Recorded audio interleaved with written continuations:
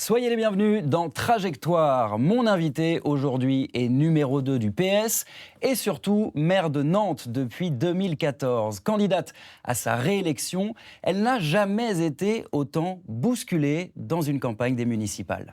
Je n'aime ni l'outrance ni le mensonge. Et je crois que c'est pas très monté. Pascal Praud est mon adversaire de droite, très à droite. Même Que combat. Chambard-Delove. Même combat. La femme que je suis fait aussi la mère MAIRE que je suis. Il y a pu avoir dans ce mandat des moments où le nom de mes enfants a été exposé sur les réseaux sociaux. Et ça, pour moi, c'est une ligne rouge. Bonjour Johanna Roland. Bonjour. Merci d'être avec nous. Merci de votre invitation. Vous avez donc fait le choix de candidater à votre réélection, un choix que vous avez fait il y a longtemps déjà. Vous avez réussi une union assez large à gauche avec les écologistes. Et pourtant, cette campagne, elle semble quand même difficile, après un mandat, lui aussi assez compliqué, même violent par moments. Alors, je voulais vous demander d'abord, de manière très sincère, est-ce que ces dernières années passées à la tête de la ville de Nantes, elles ont été heureuses pour vous ? Oui. Oui, elles ont été heureuses. Est-ce qu'il y a eu que des jours de beau temps ? Non. Est-ce qu'il y a eu des jours de tempête ? Oui. Mais pourquoi elles ont été heureuses ? D'abord parce que, objectivement, nous sommes dans une ville incroyable.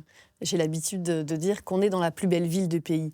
C'est pas une formule de com. Sincèrement, quand on regarde l'esprit nantais, quand on regarde la capacité qui est notre ville à être cette terre de lien, cette terre d'inspiration, cette terre de résistance quand c'est nécessaire parfois.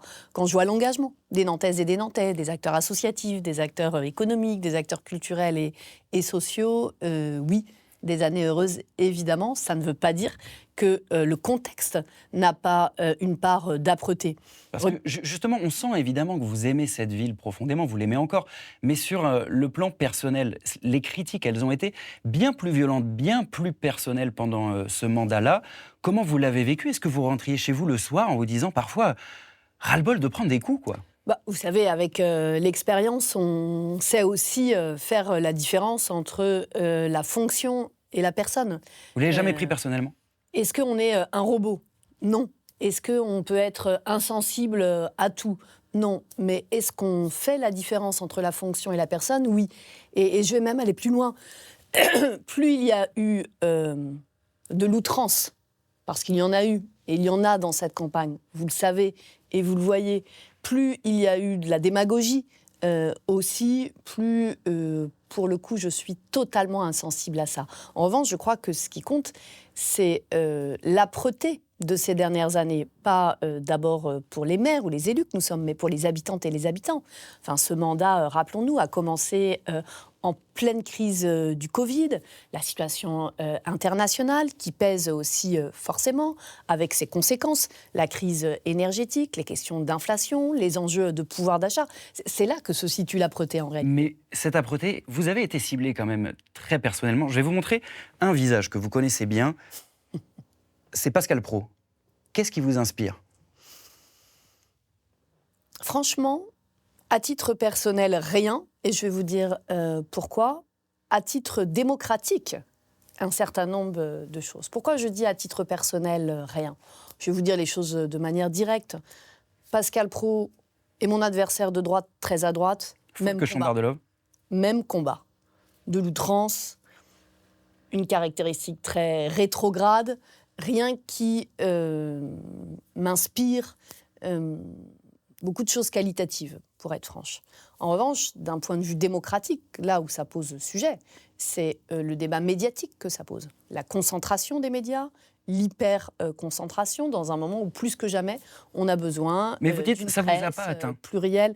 Non, ça ne m'a pas atteint. Ça veut dire que vous vous êtes endurci aussi au fil de ces exercices Je vais de répondre pouvoir. d'abord sur pourquoi ça ne m'a pas atteint. Moi, ce qui me touche, ce sont les Nantaises et les Nantais. Ce qui peut m'interpeller, ce qui peut m'atteindre, c'est si une Nantaise ou un Nantais me dit « Madame la maire, oui, je suis en difficulté, oui, j'ai l'impression qu'il y a quelque chose qui n'a pas fonctionné. » Ça me touche, parce que c'est sincère, parce que c'est vrai, parce que c'est authentique. Et quand vous êtes maire, vous devez avoir cette capacité à la fois d'écoute, c'est très important, d'autorité, de décider pour continuer à progresser. Mais Johanna Roland, vous êtes maire et maire. Oui. C'est-à-dire que vous avez 2 enfants qui sont adolescents, je crois, aujourd'hui. Oui, tout à fait. Une fille de 14 ans et un fils de 16 ans. Vous avez ressenti le besoin de les protéger pendant ce mandat de ces attaques? Comment vous avez vécu ça en J'ai famille? toujours fait le choix de les protéger. Toujours. Quand ils étaient petits, sans doute encore davantage d'aujourd'hui, au sens où je ne racontais quasiment rien de cette partie-là de ma vie, par protection, justement.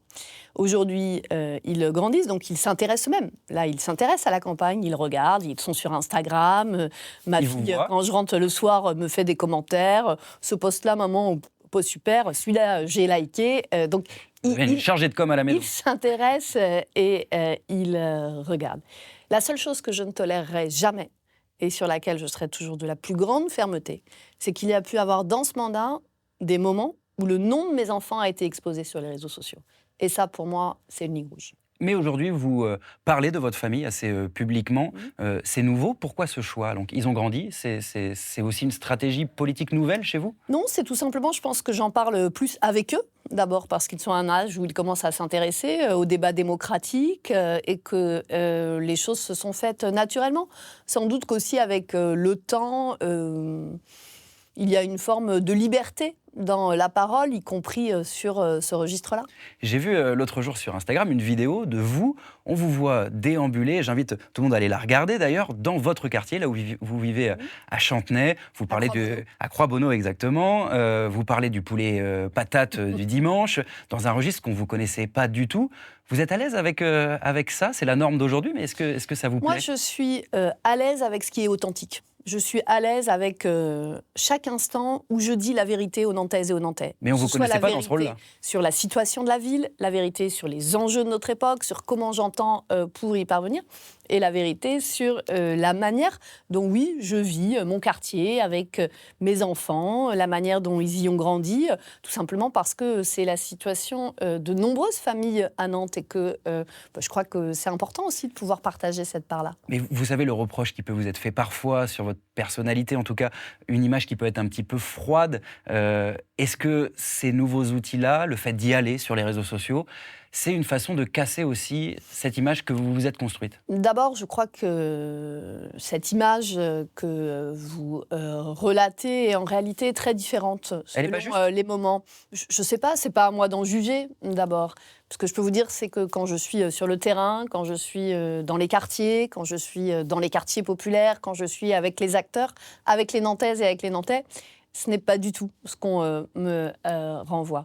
Je crois que ce qui est essentiel, c'est de pouvoir dire ce qu'on donne à sa ville, de pouvoir dire pourquoi on la sert, de pouvoir dire comment on sert les habitantes et les habitants. Et évidemment que la femme que je suis fait aussi la mère MAIRE que je suis, que mes ressorts d'engagement, mes combats de toujours, ce qui me révolte, ce qui me passionne, ce que j'aime, irrigue la manière dont je suis mère. Vous savez, quand vous êtes mère du lundi matin au dimanche soir, Et 24 heures sur 24. Vous décrochez jamais? Quand vous êtes mère sans cesse. Mais ça veut dire quoi? Vous n'avez pas de hobby? Vous faites pas de sport? Comment? Si, vous pouvez Quoi, par cultiver exemple des espaces, mais je vais vous donner un exemple très concret.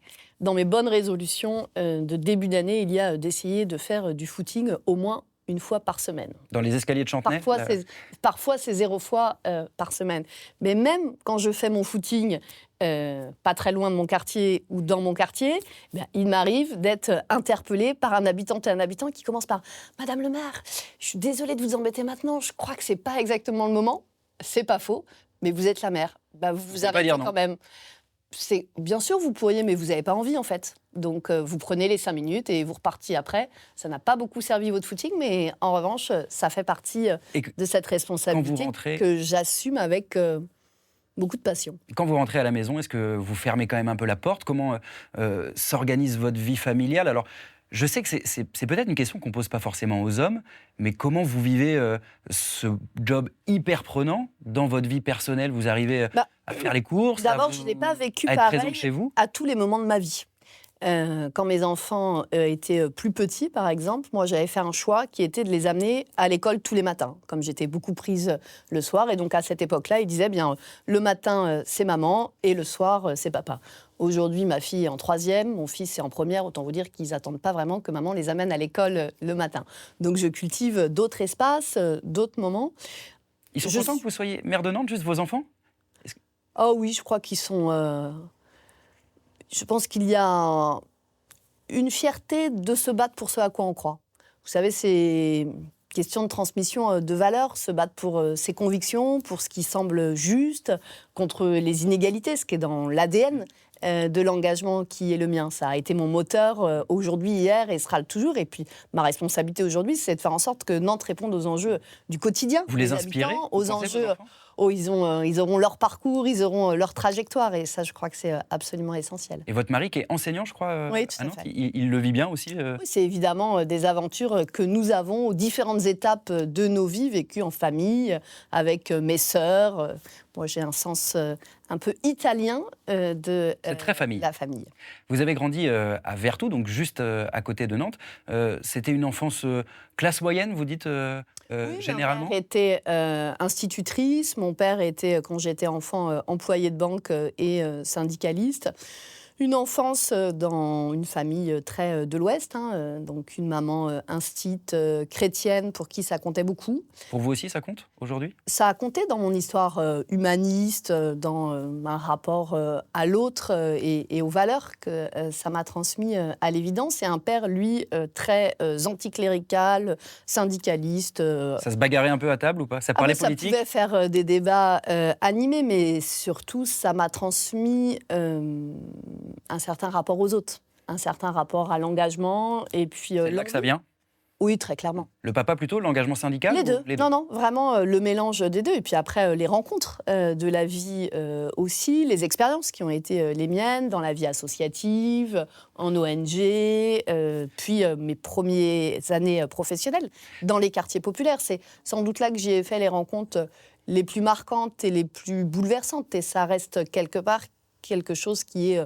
pour moi, absolument déterminant. On va revenir dans un instant à votre vie politique, mais cette enfance à Vertou, c'est de l'autre côté du périph'. Alors c'est une banlieue chic, plutôt Vertou à Nantes, mais est-ce que vous avez eu le sentiment d'être nantaise à ce moment-là ou c'est venu plus tard?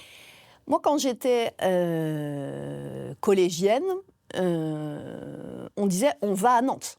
On prenait le 28. Il n'y avait pas le Busway. Il n'y avait pas le Busway à l'époque. Et on prenait le 28 pour aller soit voir mes cousines, qui, elles, habitaient quartier Bouffay, à Nantes, ou aller parfois au cinéma. Et je m'en suis rendu compte, en fait, les premières années où j'ai fait mes vœux à Nantes-Sud, comme maire, et où, quand discutais avec des habitantes et des habitants, ils disaient « mais nous, on est à Nantes-Sud, est-ce qu'on est vraiment à Nantes? Est-ce qu'on est vraiment considéré ?» C'était toute la question aussi, historiquement, du rapport entre le Sud-Loire et le Nord-Loire. Donc oui, ça fait partie aussi de cette construction. Et après, de votre parcours politique, vous avez gardé cette identité de... pas une identité de centre-ville, c'est un peu une identité de banlieusarde, comme on peut dire. J'ai gardé une claire conscience qu'il y a des identités de quartier, que selon l'endroit où on habite à Nantes, il y a aussi des vies quotidiennes qui ne sont pas exactement les mêmes. Ensuite, vous avez fait votre classe préparatoire à Guisteau. Alors là, c'est vraiment le lycée de centre-ville. Alors d'abord, j'ai fait mon lycée aux Bourdonnières. Aux Bourdonnières. Et après, vous êtes arrivé à Nantes, et après, à Guisteau. J'ai fait une classe prépa Hippocagne et Cagne BL, on appelait ça à Guisteau. Le lycée un peu de centre-ville par excellence. D'ailleurs, Gabriel Guisteau, c'est un maire de Nantes du début du XXe siècle. C'était une prédestination. Vous y pensiez déjà à cette époque-là? Non, pas du tout. Non, à cette époque-là, mon rêve, c'était de travailler dans une ONG en Afrique. D'accord. Et vous étiez plutôt comment? Très scolaire, populaire, entouré de beaucoup de gens ou un peu dans votre coin? Comment vous étiez à l'époque? D'abord, vous évoquiez le passage à Guisteau. Ça m'a fait un petit changement de décor quand même, pour ceux qui connaissent, de passer du lycée des Bourdonnières à la prépa à Guisteau. J'ai à la fois adoré ces années-là, parce que c'est une effervescence culturelle, intellectuelle, c'est beaucoup de travail aussi. Objectivement, c'est 2 ans de ma vie où j'ai beaucoup bossé, comme tous les jeunes étudiants en prépa. J'ai jamais totalement adhéré, je vais le dire aussi, à néanmoins une forme d'élitisme qui peut irriguer cela. Et d'ailleurs, cette année, j'ai été invitée comme ancienne élève à la prépa de Guisteau. Je l'ai faite avec grand plaisir et j'ai invité les étudiantes et les étudiants à garder leur part de liberté. Je crois que c'est des années super formatrices, super intéressantes, et qu'en même temps, dans un modèle français qui a tendance à mettre les gens un peu dans des cases, c'est bien de garder sa part de liberté. Alors moi, je connais bien le lycée Guisto, j'ai pas fait la prépa, mais j'y ai fait mes études aussi. Et c'est vrai que c'est un lycée public, mais d'entre-soi, de centre-ville. Quand on vous dit aujourd'hui que vous faites une politique de bobo, est-ce que ça vous choque? Est-ce que vous-même, vous vous considérez bobo? Est-ce que c'est un D'abord, gros je mot? ne sais pas qui dit que je fais une politique Ça revient quand même de souvent. bobo. Non. Moi, quand je suis sur le terrain, n'entendez c'est pas. pas ce qu'on me dit. En ce moment, on me reproche plutôt de vouloir faire trop de logement social. C'est plutôt ça ce que j'entends dans cette campagne. On me dit que le pouvoir d'achat, c'est bien, mais il ne faudrait pas en faire trop. Et vous n'êtes Donc, pas bobo, personnellement? Est-ce que je fais partie de ce qualificatif Peut-être. C'est une question que je ne me suis jamais posée, à vrai dire. Je crois que je n'ai pas trop le temps de me questionner sur ce genre de choses. Votre engagement en politique ici à Nantes, il passe notamment par cette figure de Jean-Marc Ayrault. Ça a été votre mentor? Ça a été quelqu'un qui a marqué profondément mon parcours. Quelqu'un qui a contribué à me faire confiance quand il m'a proposé notamment de devenir première adjointe, avec un respect entre nous qui a quasiment été immédiat, et au fil du temps, une vraie relation d'amitié authentique. Qui est encore là aujourd'hui? Oui, bien sûr. Il vous appelle? Vous savez, c'est d'ailleurs une des choses qui dit sa dimension très particulière pour les hommes de cette génération en politique. C'est que du jour où j'ai été élu maire, jamais il ne m'a appelé pour s'immiscer sur une décision, me dire tu devrais faire comme ça ou plutôt comme ça. En revanche, oui, nous gardons des échanges réguliers parce qu'on partage, je crois, la passion pour Nantes, des convictions de gauche claires et l'envie de les défendre. Et à quel moment vous vous êtes émancipé? Alors en psychologie, on dit tuer le père symboliquement, mais est-ce que c'était véritablement pendant ce dernier mandat que vous avez été Johanna Rolland et non pas l'héritière de Jean-Marc Ayrault? C'est évident que avoir été réélue en 2020 sur le bilan qui avait été celui de ce mandat et sur le projet que je proposais aux Nantais a certainement constitué une étape, oui. Et aujourd'hui, dans la campagne, on entend encore beaucoup de parler de Jean-Marc Ayrault, notamment de la part de vos adversaires qui disent du temps de Jean-Marc Ayrault, ça ne se passait pas comme ça.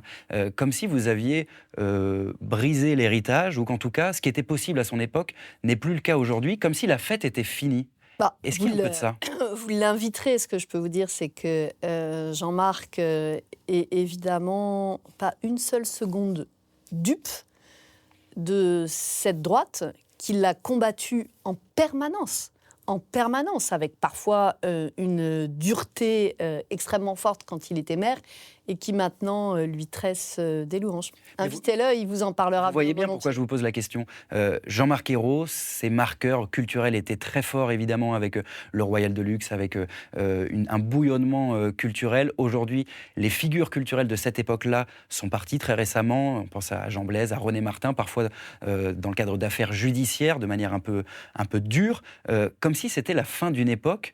Est-ce que, quand je vous dis la fête est finie, c'est ça? Est-ce que c'est la fin d'une époque? Je crois qu'il y a plusieurs choses dans ce que vous dites. Un, la bataille culturelle, la richesse culturelle de Nantes, elle est intacte. Et je crois que s'il y a un fil rouge dans l'histoire de la gauche à Nantes, c'est de porter la culture extrêmement haut. Le rayonnement culturel, il est tout aussi intact.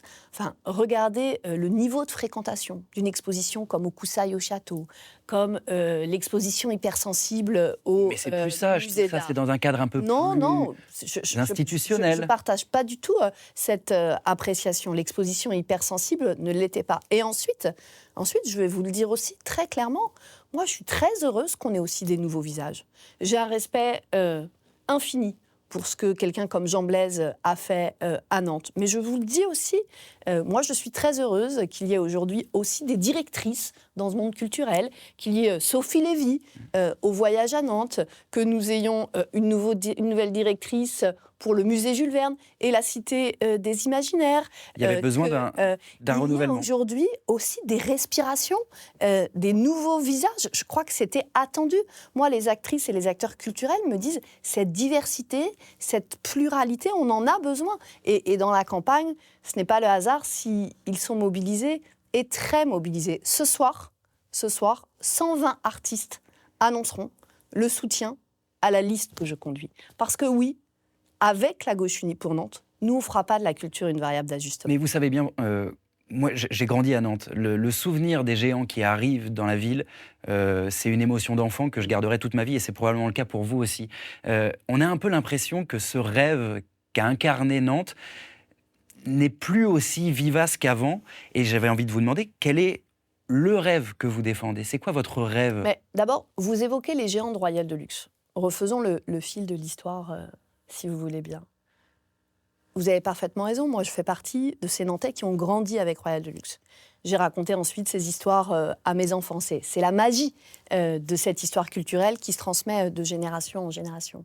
Quand je suis élue maire, je fais une demande à Royal Deluxe, qui pour moi était très importante.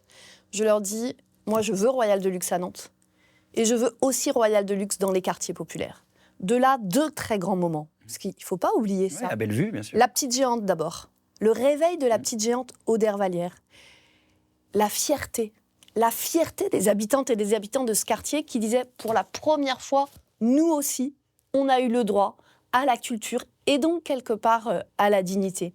Puis plusieurs années de compagnonnage à Bellevue. Donc oui, tout ça, ça irrigue Nantes. Mais je le redis, on a aussi besoin que le tissu culturel respire. Donc moi, je suis aussi heureuse d'avoir, par exemple, Jean Blaise qui a conduit le voyage à Nantes, que d'avoir aujourd'hui Sophie Lévy qui le conduit, que d'avoir Jean-Luc Courcou qui propose ses créations, que d'avoir une jeune femme qui dirige les bibliothèques, Lola Mirabaï. Je crois que c'est aussi un changement assumé de génération, de regard, de sensibilité aussi. Ce renouvellement, quand vous êtes maire, vous n'êtes pas là juste pour gérer les acquis. C'est trop facile de juste gérer les acquis, parce que si juste vous gérez comme ça, une espèce de statu quo, mais on s'endort. Moi, je veux pas que Nantes s'endorme, je veux tout l'inverse. Mais pour pas s'endormir, il faut aussi peut-être un peu des grands projets. Et sur votre mandat, on pense évidemment à l'Arbre au Héron qui ne se fera pas, au Yellow Park aussi, pourquoi pas. Vous êtes rattaché plus à des abandons de grands projets qu'à des grands projets qui ont vu le jour et qui ont changé la ville. Mais moi, j'assume chacun de ses choix. Chacun. Avec une grande clarté. Je vais vous donner un exemple. À un moment donné, était envisagée l'extension de la Cité des Congrès. L'opposition de droite essaie de dire ça a été un renoncement. Pas du tout. Ça a été un choix.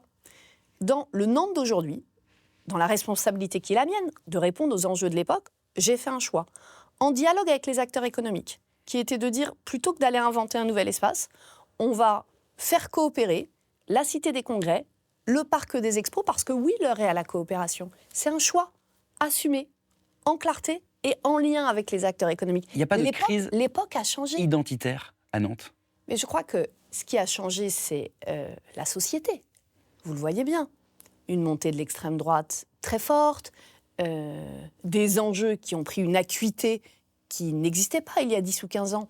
Les enjeux écologiques, évidemment, des questions qui émergent, je pense à la santé mentale.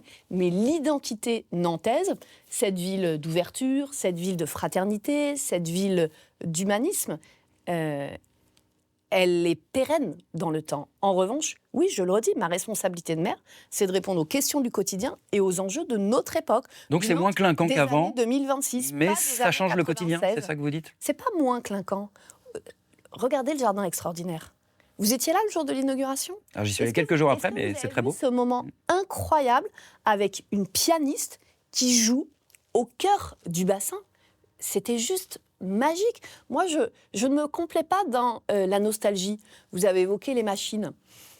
Nantes a beaucoup amené aux machines. Mais c'est un jardin où il devait y avoir l'Arbre au Héron. À Nantes. Très bien. Il n'y aura pas d'Arbre au Héron dans ce jardin. C'est bien que chacun mesure ça quand même. Je redis. Nantes a beaucoup amené aux machines. Et les machines ont beaucoup amené à Nantes. Et ben pour moi, c'est pas contradictoire. Les machines qui ont entamé une procédure avec le fait qu'aujourd'hui, dans ce jardin extraordinaire, il y a des moments de beauté, de magie et d'ambition. Et je pourrais vous faire la liste de l'ensemble des sujets qui le permettent. C'est bien entendu, Johanna Roland. On a quand même un peu l'impression que vous vous remettez pas vraiment en question. Quand certains Nantais disent « je reconnais plus ma ville », vous pouvez ne pas être d'accord avec eux, mais est-ce qu'à un moment donné, vous vous êtes dit « quelle est ma part de responsabilité dans ce ressentiment-là » Est-ce que c'est complètement injuste, ce procès-là, ou est-ce que vous vous dites, en tant que maire, ma responsabilité, c'est aussi de savoir ce que j'ai pu mal faire? Est-ce qu'il y a des choses que vous avez mal fait? Bien sûr que quand on est maire, on s'interroge. Bien sûr que quand on est maire, on se remet en question. Bien sûr que quand on est maire, on est à l'écoute des Nantaises et des Vous Nantais. n'êtes pas trop sûr Et de qu'on vous fait, aujourd'hui dans qu'on cette fait la campagne? distinction entre les attaques outrancières, de mauvaise foi, politiciennes, et les questions des Nantaises et des Nantais. Je vais vous donner un exemple très concret, parce qu'il ne suffit pas de le déclarer, il faut en donner la preuve. Le voyage à Nantes en hiver. Très critiqué. Nous avons eu 2 choses à ce moment-là. Une attaque conservatrice, rétrograde, instrumentalisée, de celui qui est devenu aujourd'hui mon adversaire de droite, Full cochon barbe. aidé par les médias Bolloré, dont vous me montriez la photographie tout à l'heure.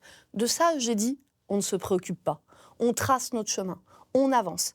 Et dans le même temps, j'ai aussi entendu des Nantais, de bonne foi, me dire, Madame la maire, la première année, moi, je ne suis pas tout à fait convaincue. On a entendu ces critiques-là. On a d'ailleurs fait évoluer. On a bougé notre système d'illumination. Et ensuite, on a eu extrêmement... Et vous avez licencié votre directeur de la communication. C'était pas à C'était pas lié ce moment-là. Pas du tout, je crois que vous... C'était au moment, après 2022, au moment où vous avez été très attaqué. Là, non mais là, je vous parlais du voyage à Nantes. Mais ça fait partie quand même d'une continuité. Je finis peut-être sur la question.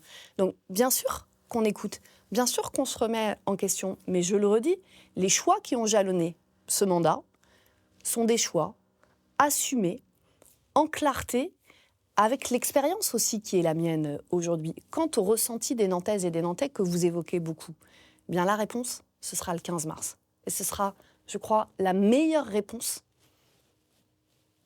à ces différentes histoires. Pour conclure cet entretien, je vais vous montrer quelques visages. Assez rapidement, vous allez me dire ce que vous en pensez. Il y avait un visage que je voulais vous montrer parce qu'il fait beaucoup réagir à Nantes. C'est un petit pas de côté, mais je ne sais pas si vous avez un avis sur lui. C'est Waldemar Kita, président du FC Nantes. En ce moment, quasiment tous les matchs à la Beaujoire, 40 000 personnes demandent son départ. Qu'est-ce que ça vous fait? Qu'est-ce que vous en pensez? Je crois que... il y a une réalité qui est que la rencontre entre Waldemar Kita et les Nantaises et les Nantais ne s'est jamais vraiment faite. Vous avez envie qu'il parte? Non, je n'en dirai pas plus. D'accord. Plus politique, Jean-Luc Mélenchon. Est-ce que les Insoumis seront de nouveau un jour des alliés pour vous? Vous le savez, nous sommes sur des listes différentes. C'était mon choix et c'était le leur. Maintenant, chacun en campagne. Et au second tour? Moi, je fais campagne pour le premier tour, pour être le plus haute possible au soir du premier tour. Vous envisagez une alliance possible au soir du premier tour? Je viens de vous répondre. Vous savez, les habitantes et les habitants, ils détestent quand ils ont l'impression qu'on est déjà en train de faire des pronostics, des choses, des histoires, alors qu'ils n'ont même pas encore exercé leurs droits. Mais et leurs les électeurs aiment bien savoir où est-ce qu'ils vont et ce qui se passera aussi. Je vous le redis, je suis en campagne et j'ai fait un choix très clair. La France insoumise n'est pas sur la liste que je conduis au premier tour. Mais je le dis aussi, dans cette campagne, sont vos adversaires? Moi, je n'ai qu'un adversaire. Est-ce que c'est lui? La droite et l'extrême droite. Foulques Chombardelov, sur ce qu'il incarne, ce qu'il est, qu'est-ce qu'il vous inspire? Vous savez, c'est normal dans un débat politique d'être adversaire.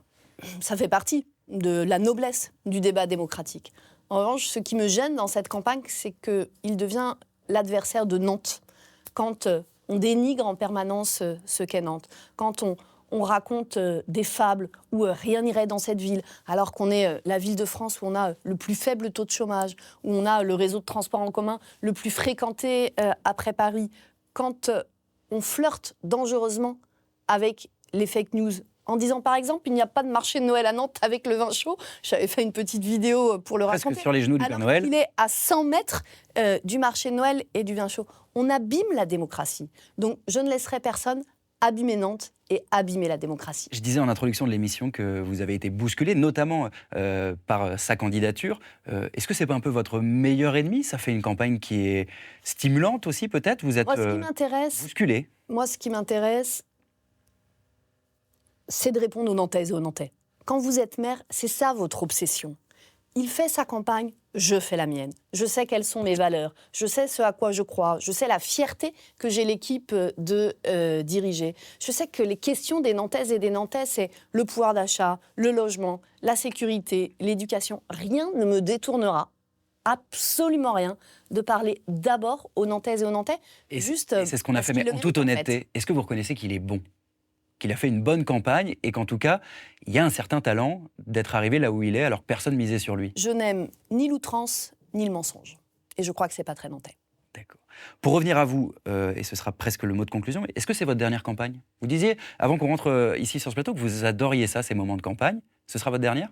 Bah, laissez-moi vivre cette campagne, clairement convaincre les Nantaises et les Nantais que j'invite à placer la liste que j'ai le plaisir de conduire le plus haut possible le soir du premier tour. Je le dis parce que dans un moment où l'extrême droite progresse, la clarté de ce qui va être fait à ce moment-là, continuer à protéger Nantes, continuer à permettre l'émancipation de chacune et de chacun, je pense Donc que peut-être un jour un 4e mandat? pour l'instant, on fait la campagne pleinement, c'est ce que les Nantais méritent. Alors justement, et ce sera le mot de la fin. Regardez, je voulais vous montrer un visage. Vous vous reconnaissez évidemment? Oui. C'est vous. C'est votre photo officielle, je crois, de campagne. Vous le verrez bientôt. J'avais envie de vous demander, on a parlé tout à l'heure de la femme derrière la femme politique, on va dire. Qu'est-ce que cette femme-là a envie de dire à cette candidate-là? Il n'y a pas d'écart intérieur entre la femme que je suis et la mère MAIRE ou la candidate que je suis. C'est la même. C'est celle qui se lève tous les matins en voulant être fière de regarder ses enfants dans les yeux et de leur dire « voilà pourquoi je me bats, voilà pourquoi je mets de l'énergie ». Donc oui, il n'y a pas de ce point de vue… Qu'est-ce que vous vous dites? Qu'est-ce que vous avez envie de lui dire, très simplement, aujourd'hui? Fonce et gagne. Fonce et gagne. Très bien. Ce sera le mot de la fin. Merci beaucoup, Merci. Johanna Roland, d'avoir passé ce moment avec nous dans Trajectoire. Merci à vous.